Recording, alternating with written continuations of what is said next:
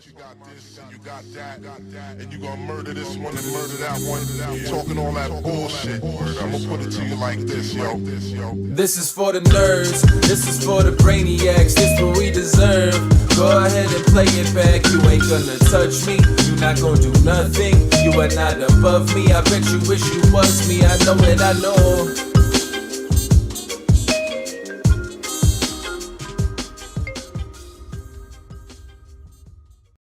What's up, everybody? Welcome back to another episode of the Only Friends podcast.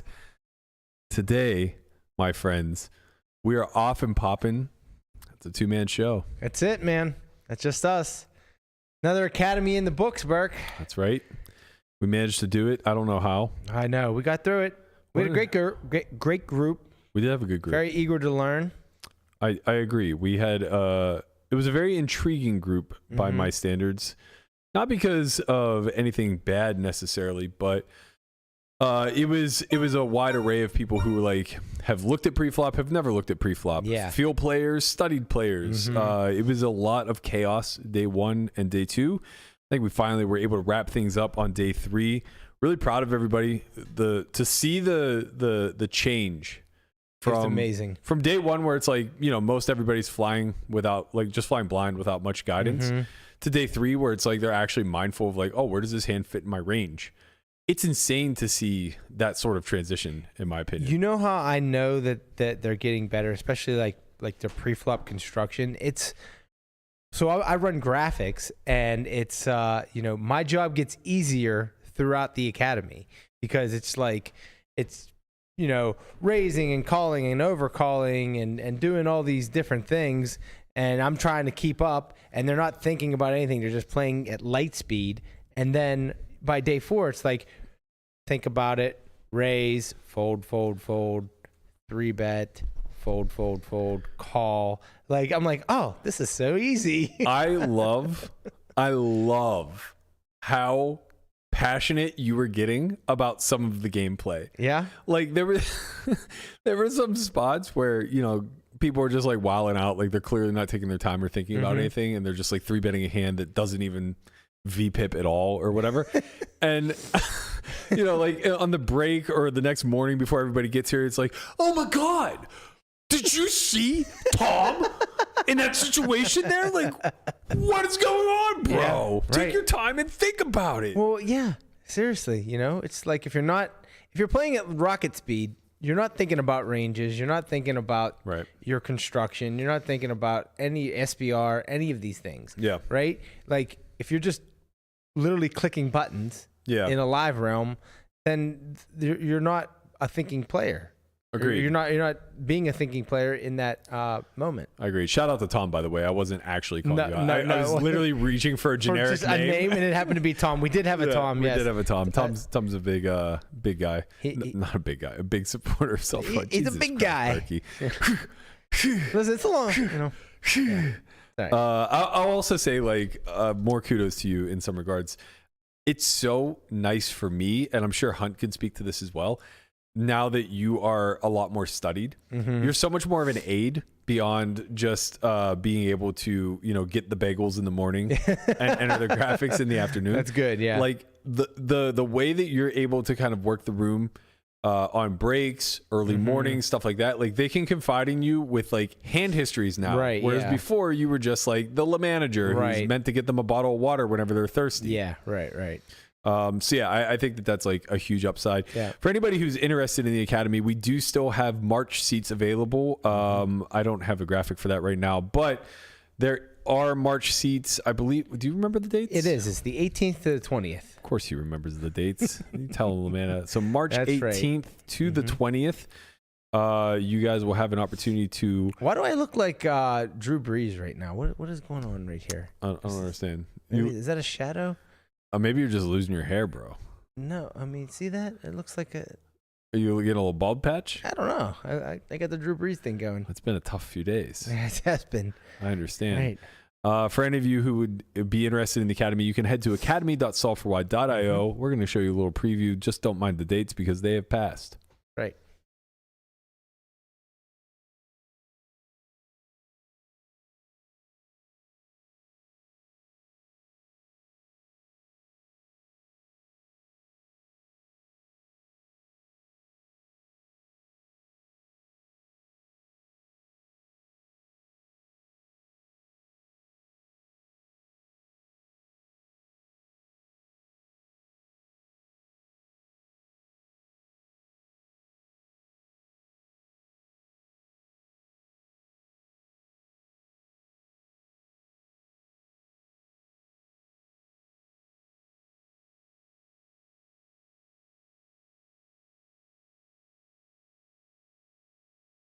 All right, just a quick reminder, if you guys are interested in the Academy, you can head to academy.solveforwhy.o. We have dates for March 13th to the 15th.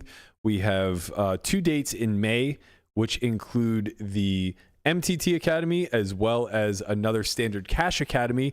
And then we're going to be announcing dates for the fall. We're going to have one more Standard Cash Academy, I believe late September. We don't have those dates official yet. Don't schedule it during a Steelers game. Okay. Okay. Relax, buddy. And then we will also have an end-of-year academy for prior attendees. Don't really have a name for it yet, but we used to call it the Elite Academy. It's basically going to pick up where the normal academy left off. We're going to start with post-flop play and work our way through turns and rivers. That'll be a Poker Out Loud style academy. So for any of you out there who have previously attended that are interested in an end-of-year sort of academy, stay tuned. You'll be getting an email in the future. Speaking of the Steelers, they thought they were going to escape because the season's over. No, Come on, we're going to talk about some Steelers. Yeah, they're not going to escape. Coach T, baby, He's back. He's back. I'm not upset. Who would be upset? Oh, a lot of people. What is wrong? Look, I love my Yinzer brethrens. Right. I do. Yeah. I truly do. Mm-hmm. But I love them for all the reasons that they're hateable. Well, the thing is, I understand their frustration, right? Their frustration is we are supposed to be a top-level team, and we are mediocre for the Steelers, right? We're still a winning team. We still have winning seasons, but we get to the playoffs, or sometimes get to the playoffs, and we lose. We don't make a deep run. We haven't won a playoff game since I literally don't remember. It's been 2017. We lost the AFC Championship. Yeah. How could I forget? Yeah, to the Patriots. Correct. Yeah. Fuck. Look. Yeah. So, like, people are frustrated, right? Okay. It's been 6 years. Sure. Right? Let me make a case for why it's ridiculous. I'm just making a case for them. I'm still manning their argument. I hear them. I'm not on their side. Look, I hear them. I hear them loud and clear. Yeah. All right. Now let me make a counter argument. We had a potential dynasty with the offensive line anchored by Pouncey, Alan Faneca, and the like. We had Alan Faneca. Yeah. You heard me right, Alan Faneca. He's in the Hall of Fame now. Yeah, that was a while ago. It wasn't that long ago. Alan Faneca was... Oh, sorry. Okay, yes, that was a while ago. I'm thinking of the guy who went to the Army. I can't think of his name now. He's like going to end up probably being a Hall of Famer also. Okay, yeah. Villanueva. Yeah. Okay, thank you. Okay, I was like, Faneca was a few years back. Okay, yeah. Faneca was like, end of Faneca the era. Titanica. Right, okay. Anyway, anchored by Pouncey with, guys like Villanueva and others. The line was one of the best in the league. That was demonstrated by Le'Veon Bell's success in Pittsburgh. Not to take anything away from Lev, but like a lot of that talent when it went elsewhere, it was clear that they were very talented players, but Mike T's system, Mike T, the coach, like look at AB, for example, and even Lev to a certain degree, right? He managed to keep those egos in check when no one else could. Yeah. Tom Brady could not keep AB down. Right. Bill Belichick could not keep AB in line. Lev Bell went to a Super Bowl potential winning Chiefs team, could not be helpful to them, right? So you look at that talent, and they had a potential dynasty going all the way back to the early Polamalu years when they won the Super Bowl in 2008, followed by the Polamalu, Ryan Clark years where they ended up going back to the Super Bowl and losing to the Packers in 2012. Then there's that long stretch where they were getting knocked out of the playoffs consistently, either in the AFC Championship or just prior, right? Culminating in 2017, Ben's last real run at it, losing the AFC Championship to the Patriots. They were a dynasty during the greatest NFL dynasty of all time. Yeah. With the Patriots. Well, that's when you have, when you have, like you said, those Hall of Famers. You didn't even mention Ben, right? I didn't even touch on a lot of the Hall of Famers. Right, of course. Like when you have a Hall of Fame quarterback, you have a chance at being a dynasty, especially when the team is put together. Problem is Tom Brady and the Patriots. Right. So it's the same as Peyton. It's the same as Ben because they were both there during the majority of the Brady dynasty, right? So it's unfortunate that reign was so power heavy, right? Yeah. Like if they're in the NFC, they might have gone to 5 more Super Bowls. Yeah. Maybe more. They might have rivaled the Patriots dynasty from the AFC if they were just in different conferences. Right. But instead, it was the Bills Chiefs now, right? Which is a joke by Yeah, comparison. they would have just lost to Brady in the Super Bowl instead of the AFC Championship. Maybe, every right. Yeah, probably. But like maybe not because it's on a neutral site instead of having to go to New England every single fucking season. No, we lost. We lost at home once. Really? Had to have been more. Or maybe we once. bookended it where we lost the first one and the last one to them at home. Maybe. But the majority of the time, the road went through New England, Yeah. obviously. Yeah. We just, we really didn't get the 1 seed very often. Anyway, point being is throughout all that, we still went to 2 Super Bowls. During the Brady era, during 3. Yeah. Right? 1, 2. Right. During the Brady era, during the Peyton Manning era, during like the elite quarterback era that certainly is not what's taking place now.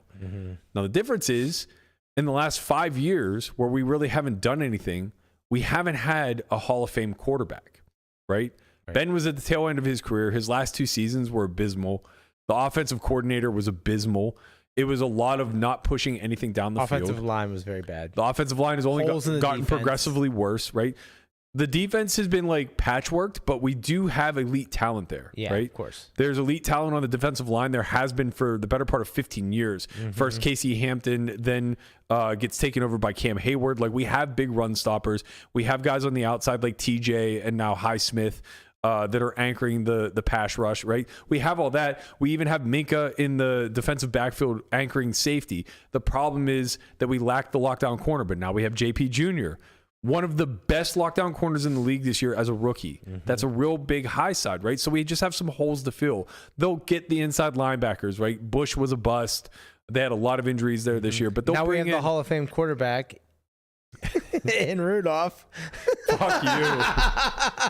Fuck you. Point being is, with all of that being said, the offensive line is getting better. Broderick Jones proved himself to be good this year. Yeah. The run game came through after everybody was so critical of it. Najee is Najee. Jay Warren is very good as well. The receiving core is not elite, but like, one of the 5 to 8 best receiving cores from a talent perspective, maybe not from a production perspective. What are we lacking though? Andy's going to lose his mind. Of course, but like he can talk as much shit as he wants about like bottom line statistics, but like everything's derived from one place, right? Run game is going to be derived by your offensive line. The pass game, the wide receivers, their stats are going to be reflective of the quarterback. And we just don't have an elite quarterback yet. Yeah. Whether or not Kenny becomes that guy is to be determined. But the point is, I don't think you can put an expectation higher on Tomlin than what he's managed to achieve with so much goddamn mediocrity. No, I agree. He really has. And it's just like, for anyone out there like who thought he was not coming back, like, do you not know the Steelers? It wasn't the Steelers that we were afraid of. I think the rumor that got out from Jay Glazer, That Tomlin was going to leave? Tomlin was interested in leaving. Yeah, no. That he was eyeing the Washington job because he has family in Virginia. That's you know His what that roots are is? there. That's a story that the media needs to make up to Flood. get clicked. Yeah, Flood. yeah, exactly. Fear, uncertainty, and doubt. That's right. And now there's no more doubt. Cleared up. Literally 24 hours later, cleared up. Boom. So I personally, as maybe like not the typical Yinzer, as somebody who's a diehard, I thrilled. Like, to me, people clown the Steelers for kind of hanging their hat on the loyalty thing. To me, I love it. that's what makes the team a dynasty. Yep. Right? Like, we've never gone wrong this way. And I understand that there have been stretches, but man, it's like people forget the 80s. You know? What Mike T has done throughout this whole Brady dynasty, where he was competitive, then post Ben scenario where we're trying to transition. We've had 2 Hall of Fame quarterbacks ever and put up 6 rings. Yeah. You know, like, that's pretty impressive in a state of the game where it's now a passing driven league, right? So for me personally, like, I'm just happy we're not in the Bubby Brista era. I remember when I was 8 years old and I would go play touch football on Sunday because they were playing the Bengals and starting to get spanked by Boomer. And the thing is that, like, growing up when we were younger, the Steelers would always still be good, but they were never great. They were And I third remember in the AFC. They would go to the AFC Championship, or they'd lose in the playoffs. Or, you know, they would never make. They you made their forget way so much. They made their way into the Super Bowl and then lost to the Chargers, or sorry, the Cowboys. The Cowboys lost to the Chargers the year before in the AFC Championship. But game. that was just like a very small pocket. You forget. Oh no! You forget the Oilers just dumping on us for years. Okay, but that was when we were really young.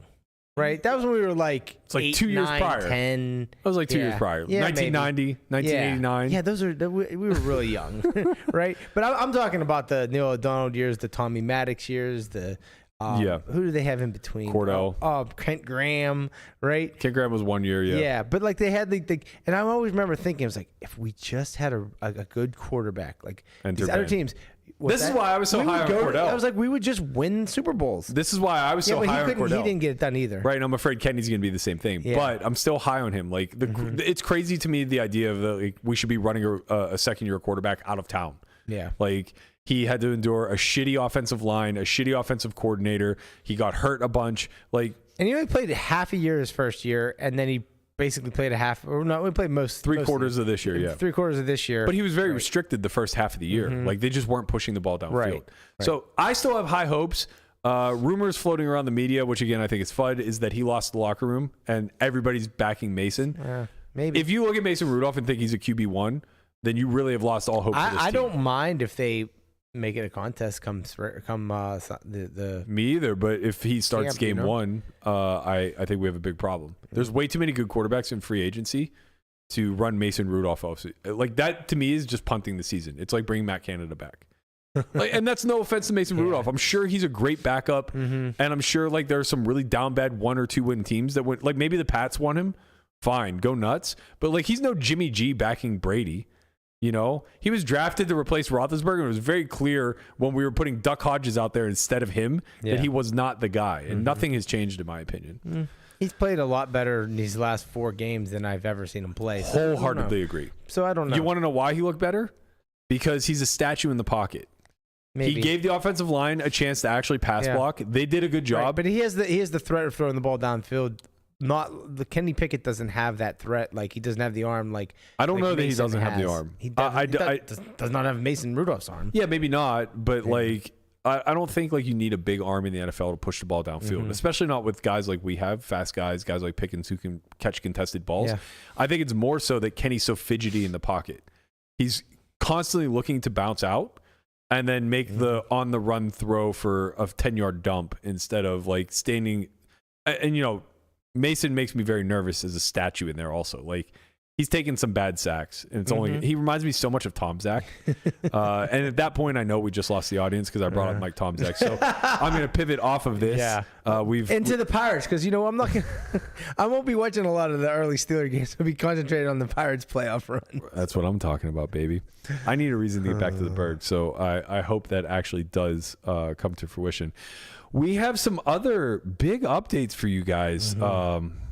Today was a big day in the news.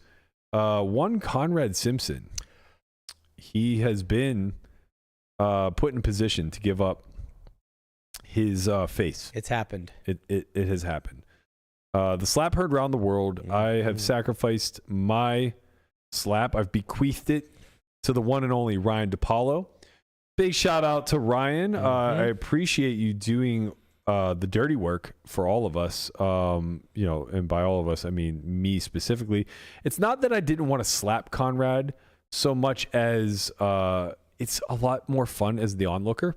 Oh, I didn't realize I had transitioned here. So today is your lucky day. I, Matt Berkey, will bequeath you my one lone slap of Conrad Simpson right in his stupid face. Do me justice and make sure your 5 fingers leave a mark on one Conrad Simpson's face. Thank you so much for reporting for duty. I appreciate you, as does the Only Friends podcast audience.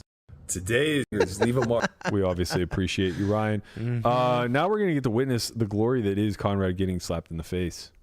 All right, so I lost the bet basically. I had the Steelers losing sub 8.5. They won 40 games because the refs suck, and Berkey was supposed to slap me.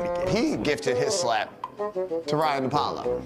But I don't want it. But you got it, my friend, so slap the shit out of me and enjoy. I don't want to slap Conrad. I feel like I'm being a victim in this somehow, that something's going to happen to me. But ultimately, content is more important than not doing violence to your friends. It's true. And when a friend asks you to help with content, you say no more, fam. I'll be right there. All right, now slap me. Oh yeah. Oh yeah. Oh yeah. Oh yes. Give it to me. Oh man. Oh, it's so Buddy, I appreciate you so much. Thank you. Thank you for slapping me. You could punch me in the arm if it'll make you feel better. Do it. I mean, it's good to see, Conrad up and breathing. Yeah.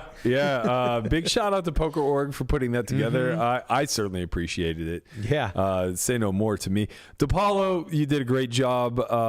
You didn't let me down. The sound was nice. Yeah. It was a good, a little.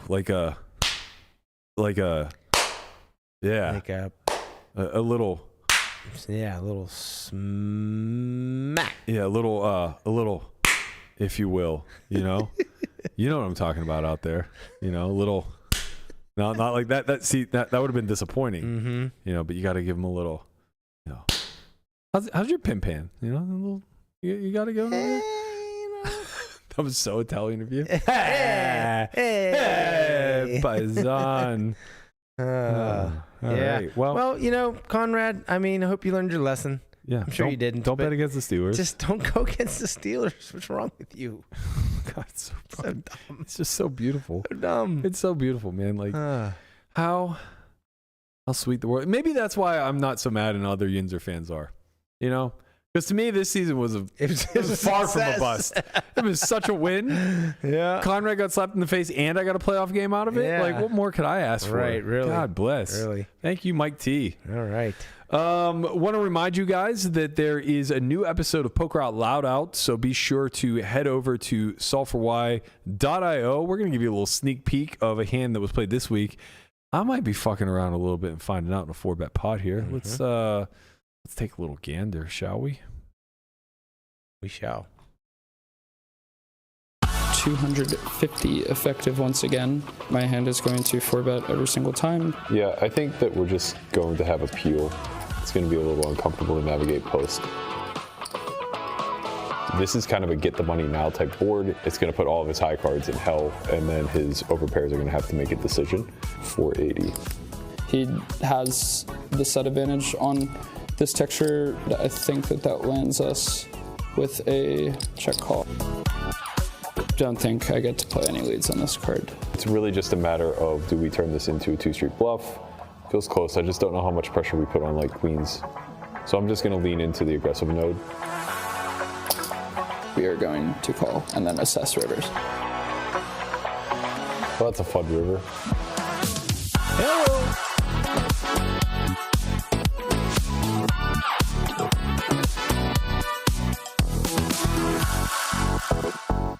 They always get there. Oh, man, you love to see it. Don't forget to like, subscribe, hit the bell. That's right. If you enjoy this type of content, little Poker Out Loud action, you might want to see a little bit more of that, support the channel. That's all I'm saying. Just throw it out there. Nikki didn't get it out in the podcast enough yesterday. Nope, so not enough. Had to make sure that we got an adequate amount of it today.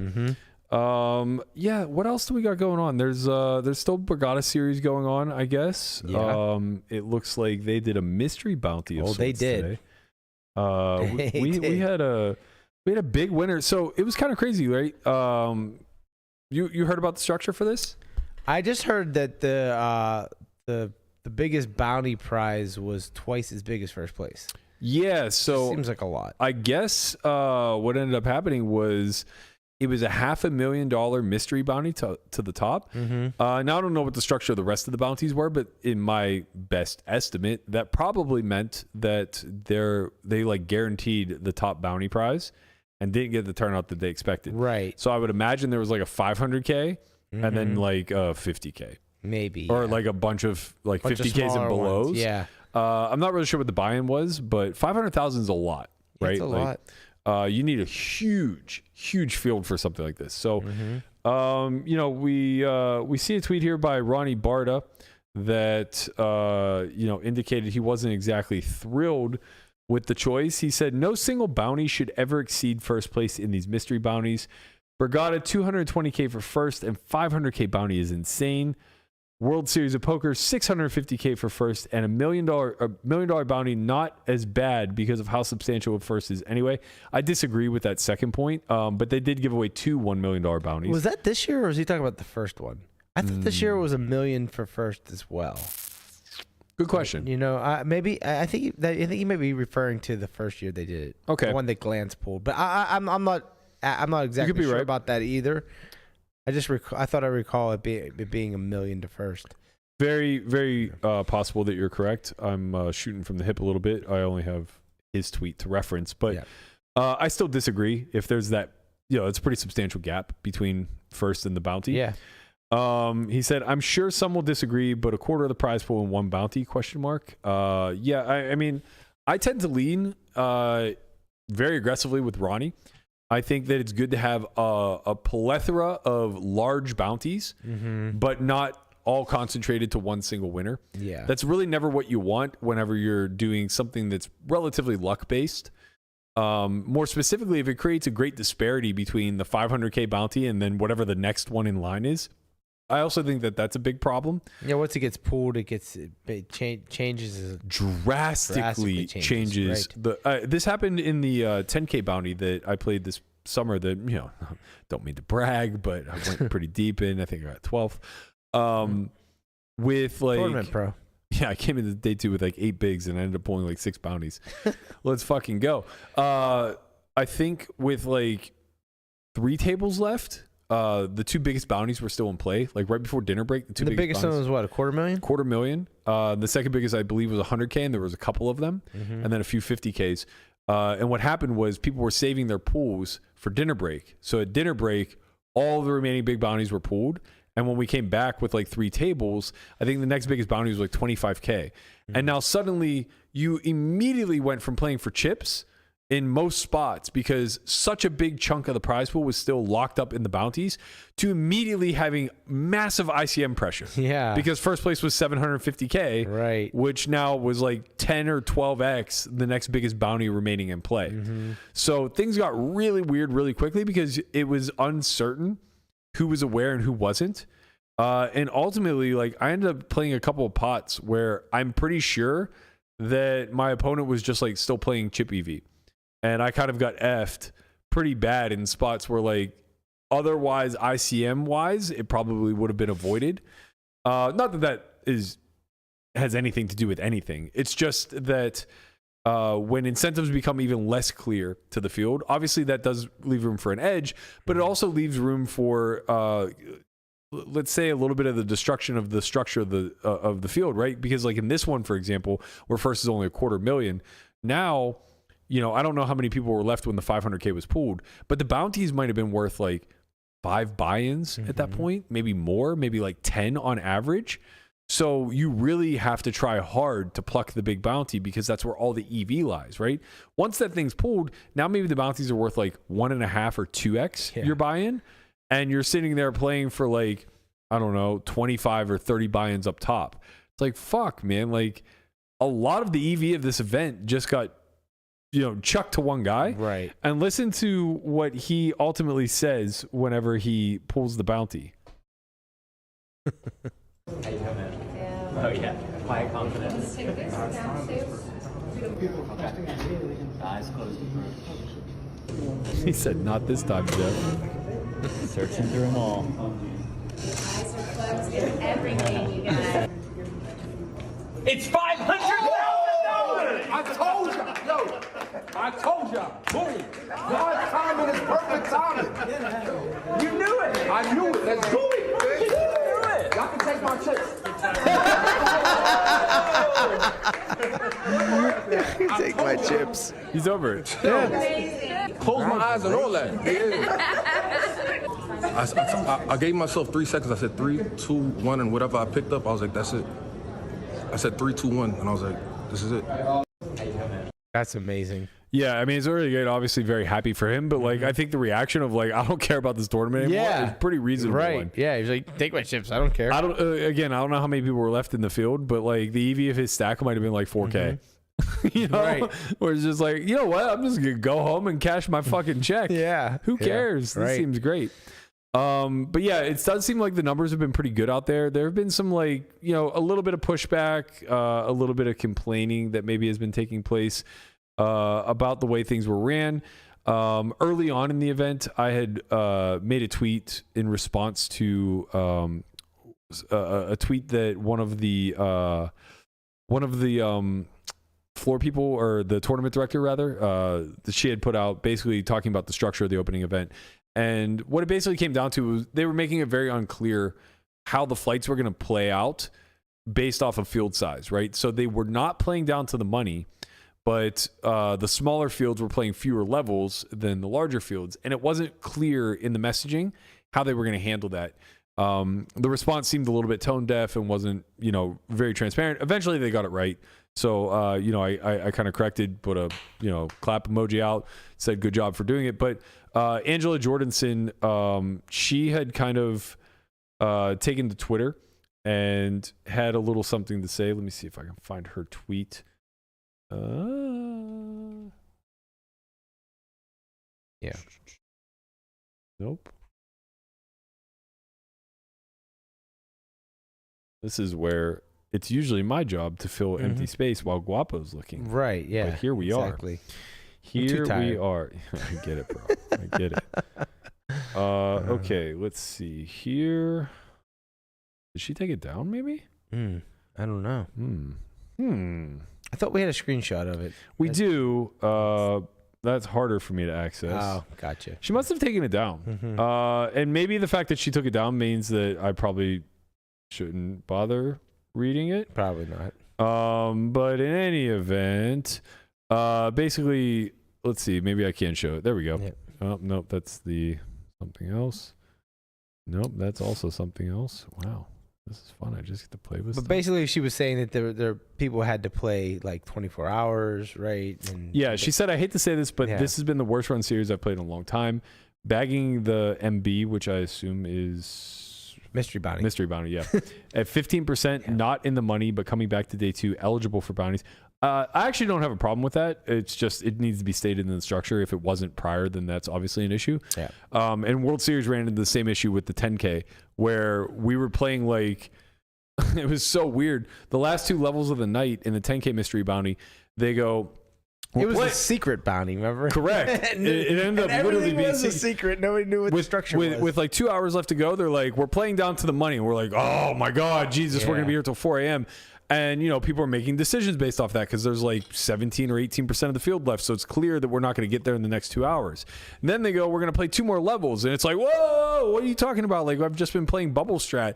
And then everybody's like, okay, like, you know, what does that mean? What about day 2? They're like, well, you'll be eligible for a bounty if you make day 2. And we're like, okay, so now everybody's like on lockdown again. They're like, just kidding. We're playing to the money again. And then they go like rug us again and like, just kidding. So this happened like 4 times over the course of 2 hours. It's like, it has to be explicit in these mystery bounties what the structure is for the payouts and for the bounties, because so much of your decision making process nearing whatever the bubble is for the bounties, right? Because they're not always the same as the bubble for the money. Whatever the bubble is in order to be eligible for the bounties, a lot of decisions go into that, because accumulating chips and being able to knock people out once the bounties are eligible is massive, right? There's a lot of ICM implication there. So I understand her gripe if it was not made clear. If it was made clear, that's a different story. She said tourneys going until 6 a.m. or later. One of them, one-day tournament, played 24 hours instead of bagging and having them come back. 11 a.m. to 11 a.m. That's insane. Iron Man, baby. Let's go.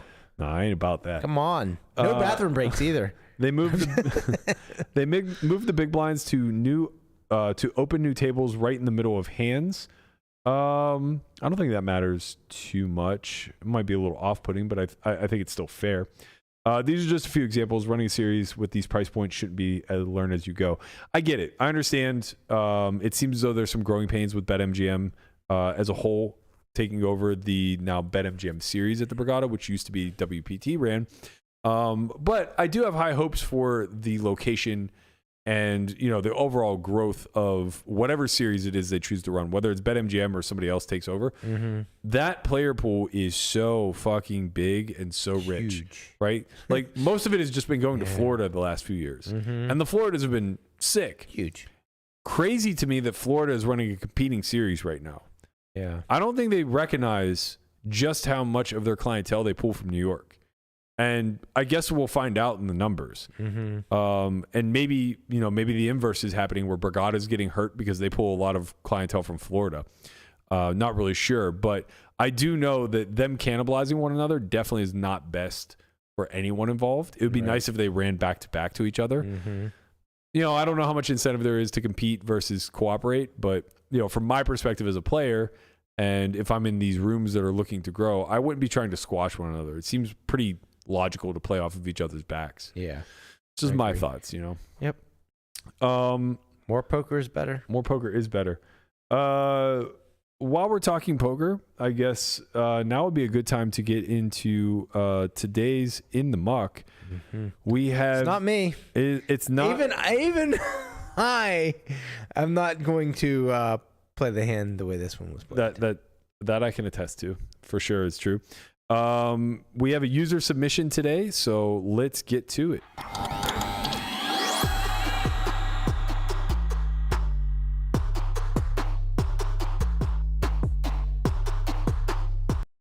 This is 2022 tortoise approved, not 2024 tortoise approved. Okay, buddy. Okay, whatever floats your boat here. So we do have an interesting one today. Let me just cue a couple things and then make sure I get it right. Oh, it's a good one. Yeah, we got a lot of spice here today. There's no doubt about that one. Okay, so we have a user submission. It's going to be 136 no limit at the lodge. This particular instance is going to be... Do we have a name from the user or is it anonymous? It is Jonas. Okay, Big shout out to Jonas. Thank you so much for submitting. We appreciate you. My name is Jonas. His name is Jonas. Okay, so we have a fun hand where it's going to be small blind versus big blind in a straddled pot. So 136 with a straddle. We are going to go ahead and get this one fired up for you all. So for everybody listening at home, the villain is going to be in the small blind in this instance. The hero is going to be in the middle blind, and the straddle is going to be uninvolved. So action is going to fold around to the small blind, and we are going to see an open of 20 at 136. A little bit on the small side here, about 3.5x, but fine. The big blind, our hero, is going to 3-bet queens to 80. And they are incredibly deep. $2,100 effective, playing 136. So this is Texas, baby. That's a deep game. This is Texas, and we are not fucking around. All right. So we're gonna see a 3-bet here by queens to 80, and a eventual call here by the villain. Pretty favorable flop, I would say, for for the big blind here, the middle blind. Queen, Jack, 9. We have queens, no diamond. It's queen of clubs, jack of diamonds, 9 of diamonds. So straight available, straight flush draws available. There's going to be $166 in the pot. Villain is going to check. Our hero is going to bet third pot, $55. And villain's going to hit him with it. He comes with the half pot check raise, $250. And top set is nice. We have a decision here with top set.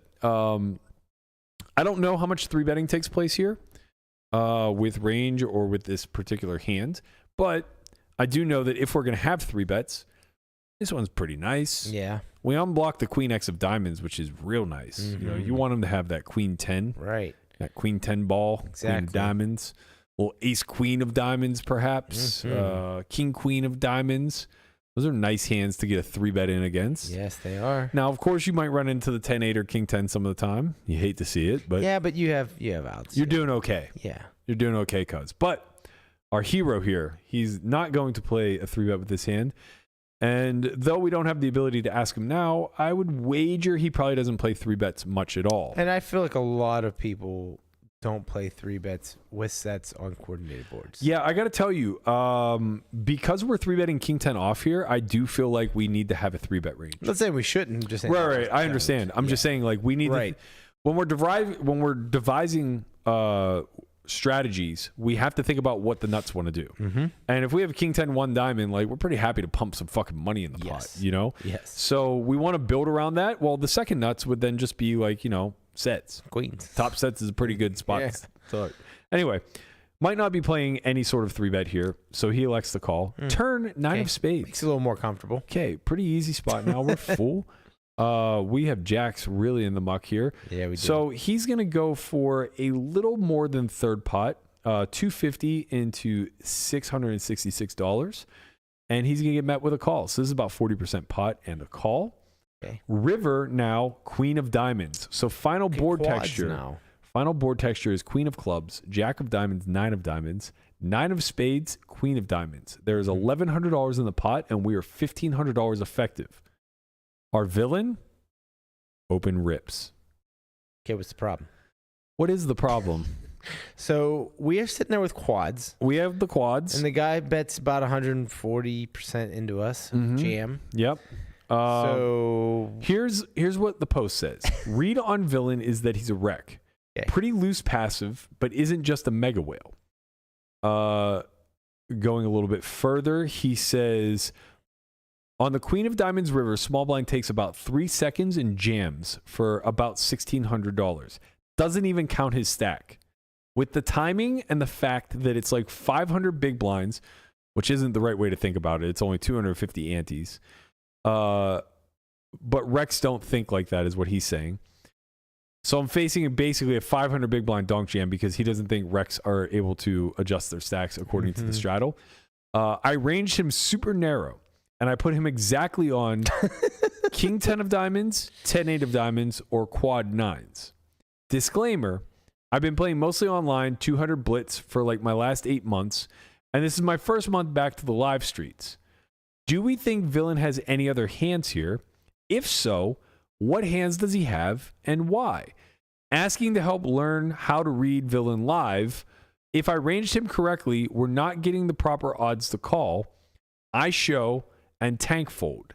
He mucks. Now, he's sort of correct in the sense of saying if I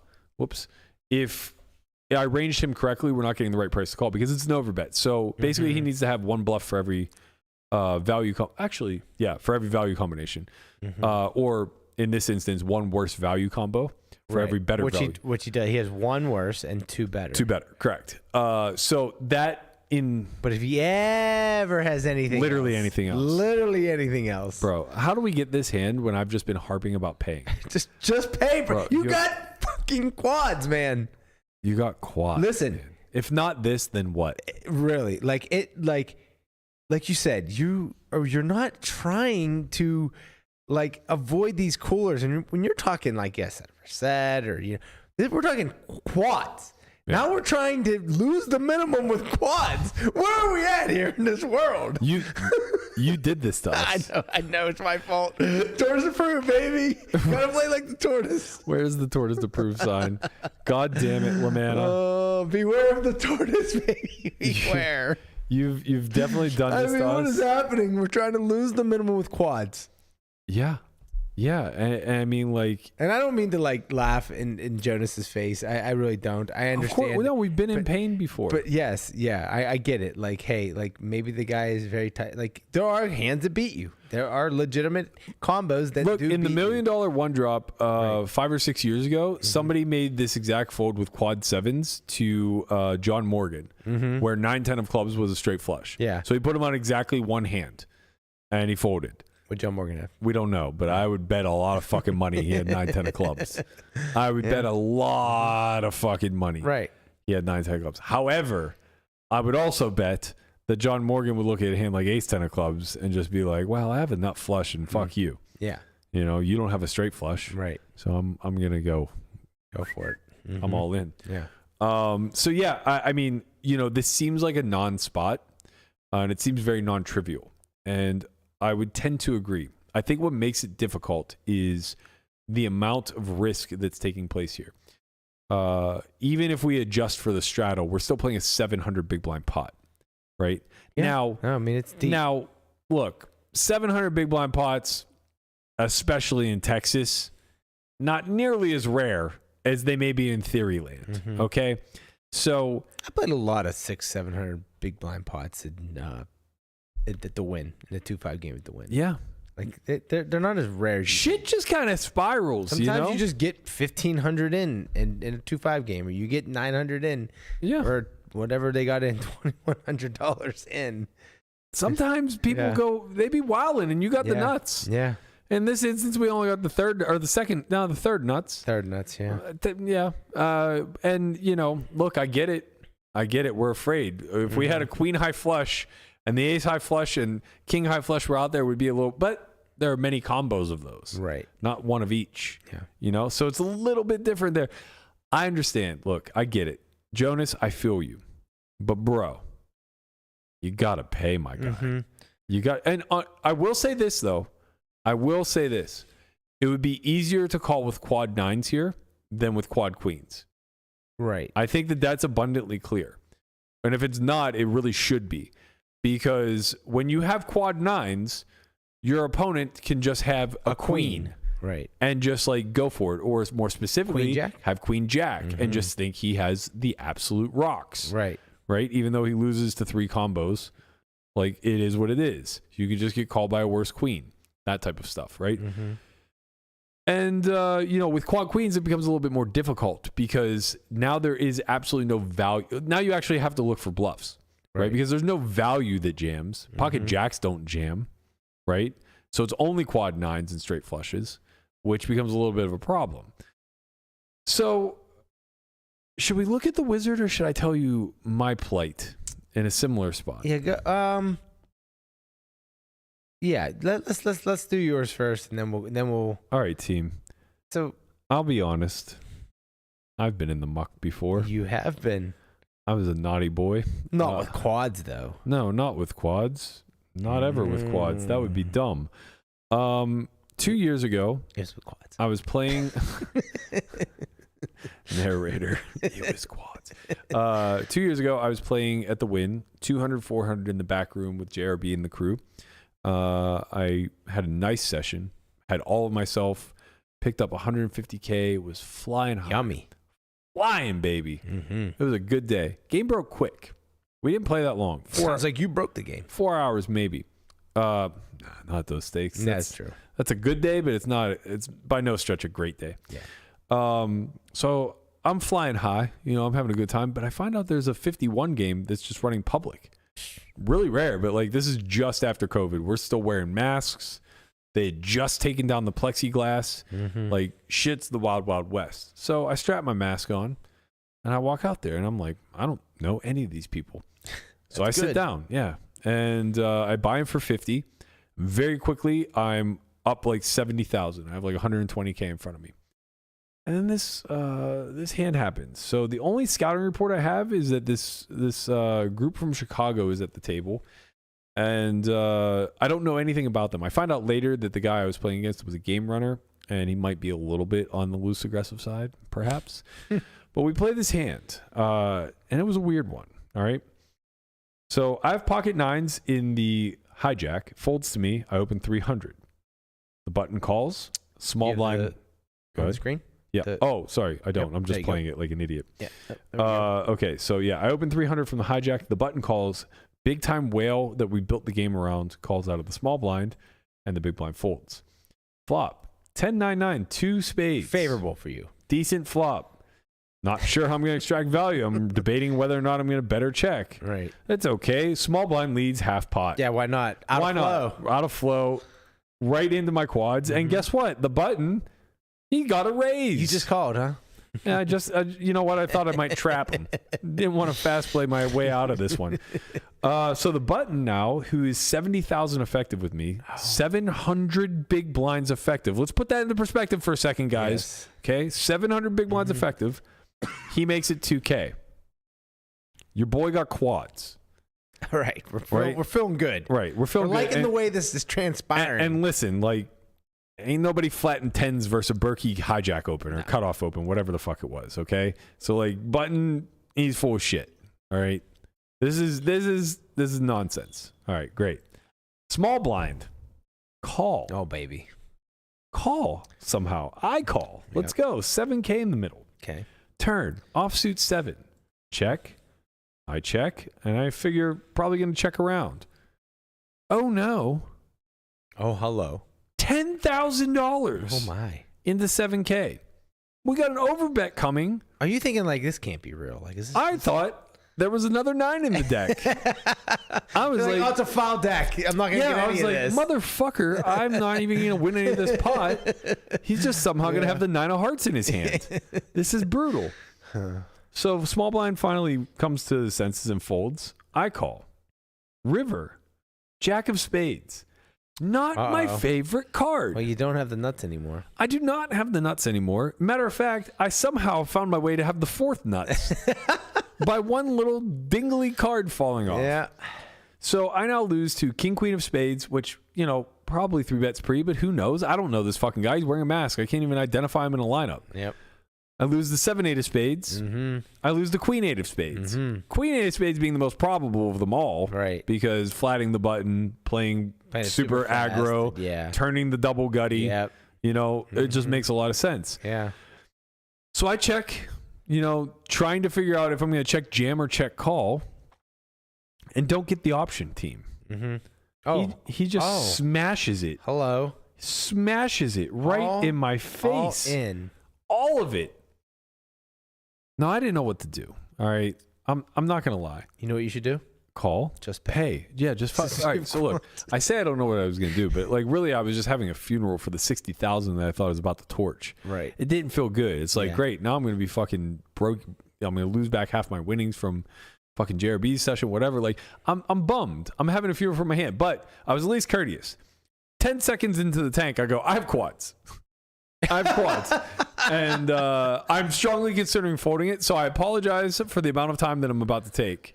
But I don't know what the fuck's going on here, bro. Oh. You just 2x jammed river, and I have quads. And he's got a mask on. You can't even see his face. Can't see his face. Jeez. 10's full. I don't even think exists. But if it does, how are we all in at this point? What do you want me to call with? Mm-hmm. I just have like King, Queen of spades, bro. Like, what the fuck is going on here? So I'm like, I'm really tanked here. And honestly, if I had to guess now, looking back on it, I bet he had Queen 7 of spades. That's a pretty nice one to show up with. Although it's kind of overvaluing, right? Like it's just a good hand. Yeah. You just have a flush. Right. What are you trying to get me to fold a boat? I would have. Yeah. At this point, I fucking would. Actually, if I had 10-9, it's really the same as having quad 9s. Maybe he had ace 8 of spades. Maybe.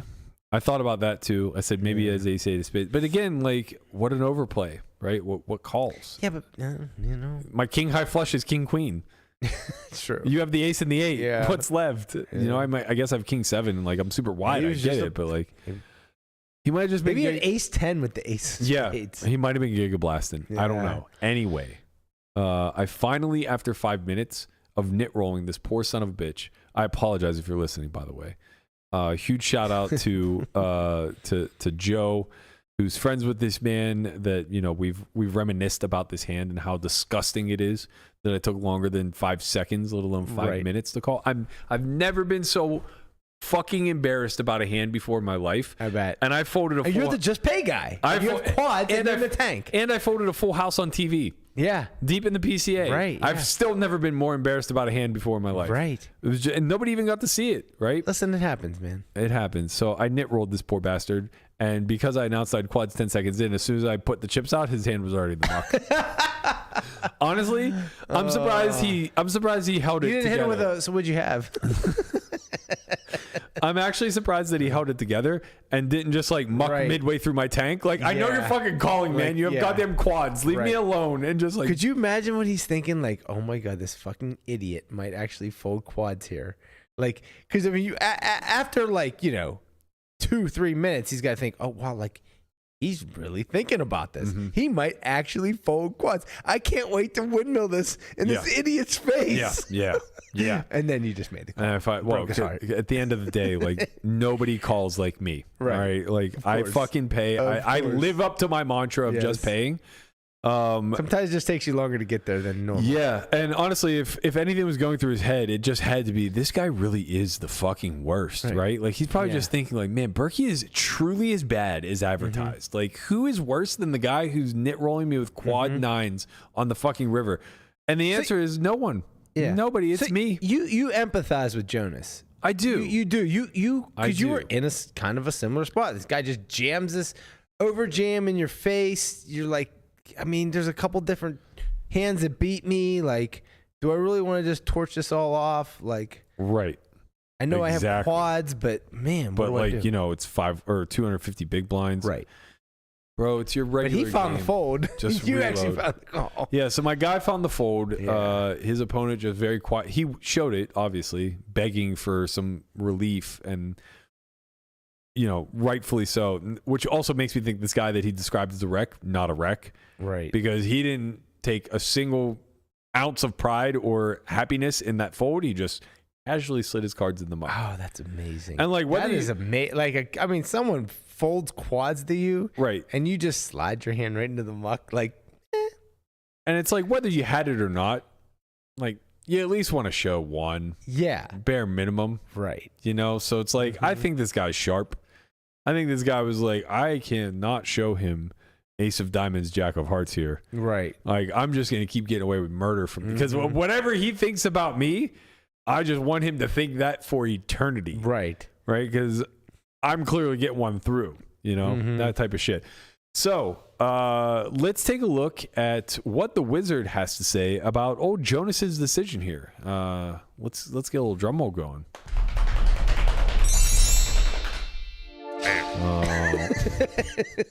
Sorry, Jonas. My apologies. As sir. Nikki would say, reject me, daddy. All right, let's step through this one rather quickly. So we are using 200 big blind anti-ranges. Obviously, the stacked ups are a little bit deeper, so I adjusted the pot accordingly. We have the Queen Jack 9 two-tone board. It's going to play pure check by the small blind, of course. I adjusted it for B33. Solver prefers B25. Doesn't really matter. They both bet about 2/3 of the time and check 1/3. You can see that Queens is nearly a pure bet, the exception being our exact combination. It does do a lot more checking. I imagine that's just due to the fact that we unblock Queen X of Diamonds, which maybe we just want to like double barrel into us on future streets. I'm not really sure. I guess we want to have some set checkbacks. Nines actually check back quite often, specifically whenever they are not spade heart, which would be blocking the suited king queens, or sorry, the suited queen nines rather. So the time that it bets the most is whenever your opponent cannot have queen nine suited, basically is what it comes down to.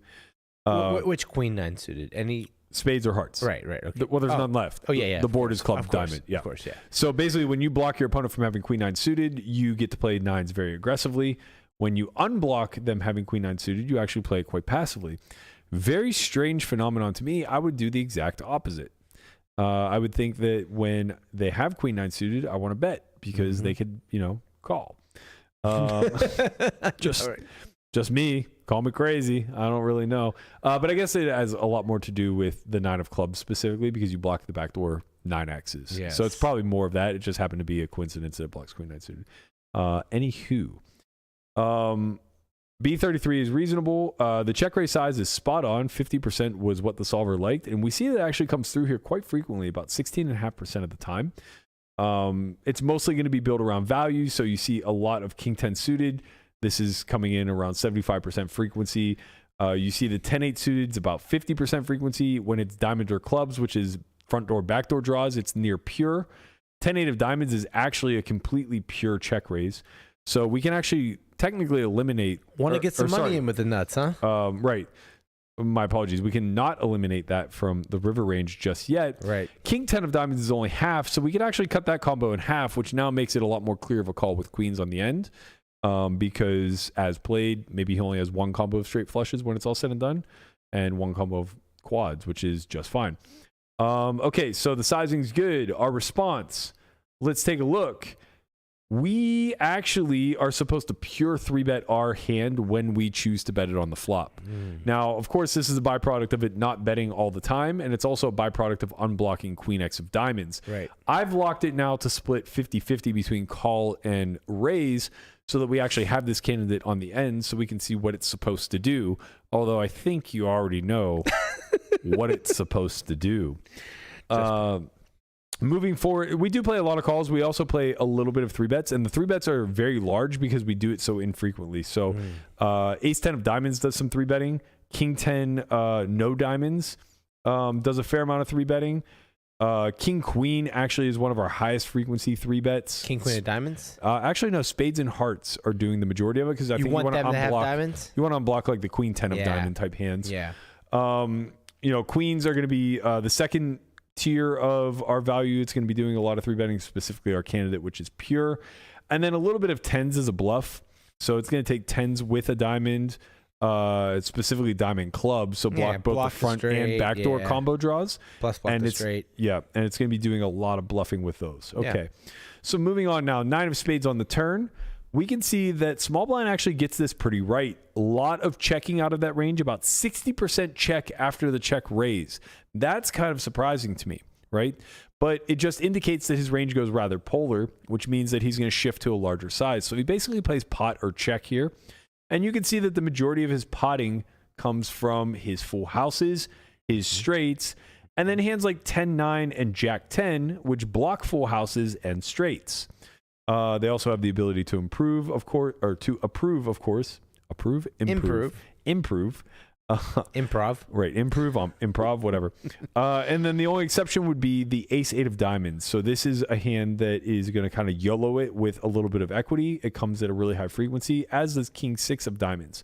The King 6, I understand a little bit more. Oh, I guess they both have straight draws. One is just to the ass end in the Ace 8, but it is to the nut end in the flush draw combo. Okay, so we come through with the check. What does our range want to do? B40, spot on. You fucking nailed it. Good job, Jonas. Right. Well done, sir. Your sizing scheme is excellent in this hand. Now, whether or not you're finding all of these bets is a different story. Do you have the King 4 of diamonds, the King 6 of diamonds, King 7, etc.? I hope so, because they're all pure bets if you get here that way. King 10 is pure, of course. We're building around our value, so our straights are betting pure. You can see that our bottom full houses like Jack 9 is a pure bet. Jacks and queens are very high frequency bets, including our combo, which is actually pure.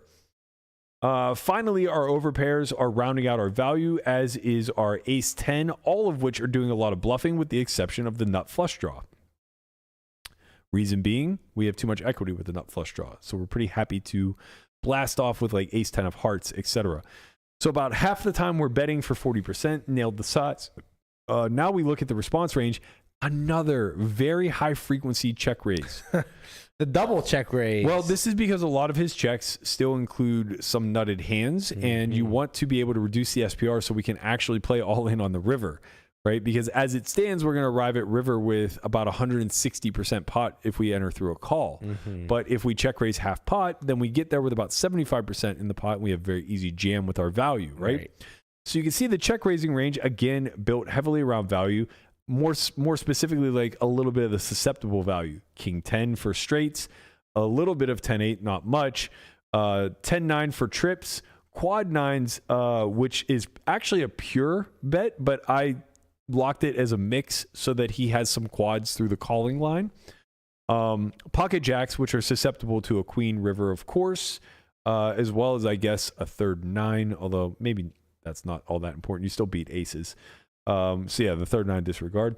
And then a little bit of like the blocker bluff type stuff, like we had mentioned previously. The King 6 of diamonds gets in there. The King 9 of clubs, which was our backdoor hand that now turned trips and a gut shot, that's in the mix.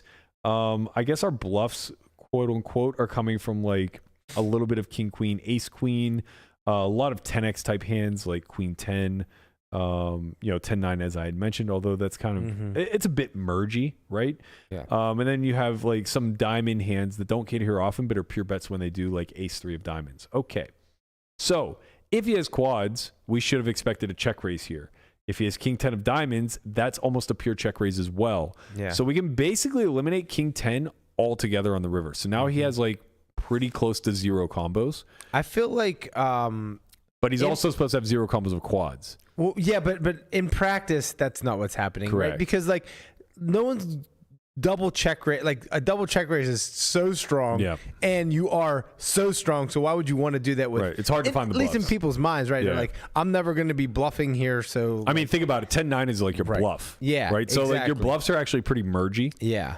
Which gets a little bit awkward. So yeah, I agree. So with you. I think you're just gonna. A lot of these hands are either going to make the mistake of betting too small on the turn, or they're just going to check and that's then why you call. node locked it to for the nines to not always do that. Okay, so now we see a river queen of diamonds, which does complete 2 straight flushes as well as 2 sets of quads now, both nines and queens. It also reduces the value of jacks, of course, but that doesn't need to be stated. Now we can see that out of position basically does take the lead here. This queen is really, really, really equity shifting for the out of position range, coming through the check raise check line, right?